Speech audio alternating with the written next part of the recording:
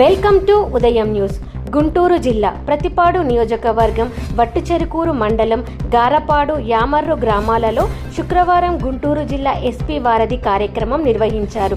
ఈ కార్యక్రమంలో గుంటూరు జిల్లా ఎస్పీ సతీష్ కుమార్ పాల్గొని పల్లెలు ప్రశాంతంగా ఉండాలంటే ప్రతి ఒక్కరూ స్నేహభావంతో ప్రేమపూర్వకంగా ఉండాలని, భవిష్యత్తు తరాలకు ఆదర్శంగా నిలవాలని వారధి కార్యక్రమం ప్రాముఖ్యతను వివరించారు. DSP Bhanudaya, CI Ram Nayak, SI Subbarao, police సిబ్బంది, గ్రామ ప్రజలు పాల్గొన్నారు.